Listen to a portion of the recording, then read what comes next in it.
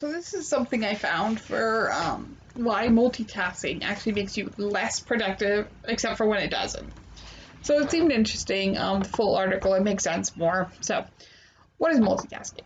Here's how the American Psychological Association describes it. Multitasking can take place when someone tries to perform two tasks simultaneously, switch from one task to another, or perform two or more tasks in rapid succession.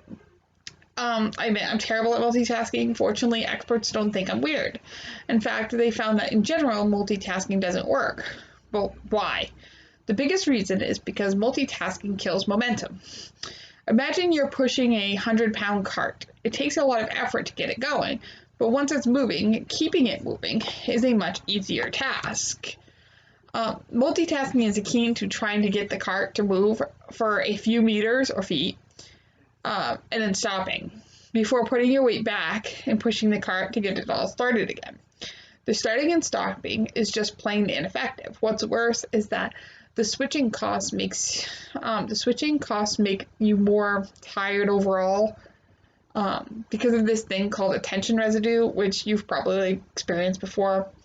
Know that feeling when you don't finish task A and move on to task B, but you're still thinking about task A while you're doing task B.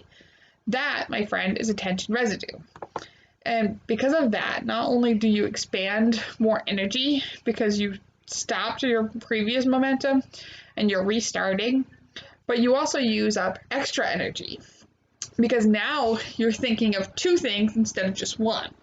I mean, it's hard enough to get started on the stuff we need to do for school without all these extra drains. So, how to get more done by avoiding multitasking. The first thing says make your day sequential. In this 1999 article from Nature magazine concluded that when it comes to focus, we work best when we pay attention to items serially, not parallel. This means that even if you're not good at doing two things at the same time, which is parallel processing, we can function when we do one thing after another. So that'd be saying like, okay, first I'm going to go, instead of focusing on trying to read, write, and everything, first I'm going to read the book. Then I'm going to go back and take my notes. So to help me understand this concept, the author of this actually was talking about the video game Sims. When the author used to play, back when you could only connect to the internet via dial-up connection, the game let you play God to a bunch of, well, people, I guess. To keep them happy, you have to make them do this stuff, like going to the bathroom, cooking food, and going to work. The thing was, the author would always stack the top part of the screen with 5 to 6 things her Sims could do after they were done their current task. This way, I could just hit the fast forward button on the lower left corner and go through all the tasks in one quick go. So that's kind of what it means. You're putting them into, so first, like for example, the Sims. First, they're going to go to the bathroom. Then they're going to cook food and eat. Then they're going to go to work. And then they're going to come home. They're going to sleep. They're going to, so you can put them in order like that. What does this have to do with multitasking? Instead of trying to do all the things at the same time, focus on only one thing at a time. And only when you completely finish that task do you move on to the next one. So the next thing says, give yourself some wiggle room. Human beings are notoriously terrible at estimating how long a task will actually take. Because of this, when you start scheduling your day, chances are you'll overbook yourself, fall behind, lose all motivation to even attempt to salvage your day. This is why having a buffer times within your schedule is so crucial. So you avoid falling behind and feeling like you've lost the whole day. So give yourself at least 15 minutes between tasks to take a break, pack up, or simply write that last sentence. Limit yourself to one major task in the morning, one in the afternoon. The small number of tasks makes it easier to start, and if the task ends up taking longer than expected, you don't fall behind on your whole day. Resist the urge to pack your schedule especially with appointments. Give yourself at least 15 minutes between meetings and appointments, even if you don't think you'll need it. Better safe than sorry. So, 3, don't stop for urgent tasks, write them down. So, you've scheduled your day to the utmost perfection with plenty of wiggle room, and now you're on a roll. But then suddenly you remember you have to do something and it's an assignment due tonight. Take a deep breath and don't switch to it just yet. Instead, write the assignment down on a pad of paper and don't forget about it until you're done with your current piece of work once you finish. When multitasking actually works. So, I just talked your ear off about not multitasking. But just as most things in life, it's not a done deal that multitasking is detrimental for everyone. In fact, there are scenarios where multitasking might actually help. So, I have a couple of those. I have lots of small, mindless stuff to do, and they just seem so inefficient to schedule to do them. A more efficient way of do small tasks is to bunch them all together into a 1 to 3 hour time chunk. So, be like, for this hour, I'm going to clean. And write down what you want to clean. This isn't exactly multitasking in the traditional sense because you're not parallel processing, but it'll start to give you the same sense of satisfaction of getting a lot of things done by the end of this period.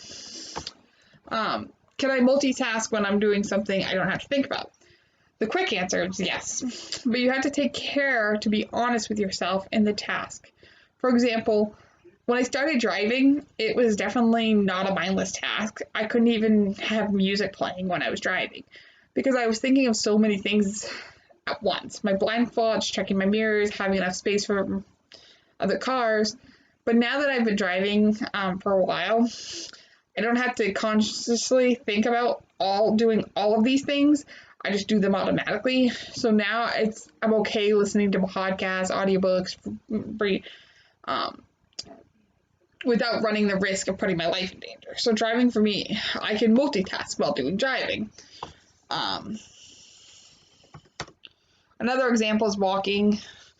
If you're walking someplace, so if I'm walking someplace new, I cannot be listening to music or podcasts on my way there. I've gotten lost so many times and missed so many secret streets because of this. But if I'm walking a route that I've been on before, I'm okay. In fact, I've started scheduling one of my most dreaded activities, talking to customer service reps on the phone on a regular walk to be productive. And then we have, I'm stuck and don't know what to do next. So the first mode, let's see here. In Barbara Oakley's book, A Mind for Numbers, she talks about 2 modes of thinking. The first mode is called focus mode. In this mode, you directly concentrate on a problem and try to work through it logically. The second mode is diffuse mode. And by contrast, it happens when you relax and let your mind wander. Oakley says the relaxation can allow different areas of the brain to hook up and return to valuable insights. Diffuse mode insights often flow from primarily thinking that's been done in the focus mode. So if you're stuck in a problem after using focus mode thinking, feel free to take a productive break doing a mundane task while allowing diffuse mode thinking to do its thing at the same time. So some good examples are going for a walk, starting up your laundry or dishwasher, or finally cleaning up your room. So the conclusion, like most things, multitasking is neither good nor bad. Rather, it's a tool that's useful for some situations and detrimental for others. While multitasking doesn't work when you need to do logical, hard focusing, it does work when you need to let your subconscious do its thing. Now that my mind wasn't multitasking from one task to the next in front of me and trying to remember everything else I had to do, I did everything a lot more quickly. I get some momentum going, blazed through everything I had to do, and even had energy left over afterwards to work on this, video. So not multitasking really worked this time. So thanks for watching.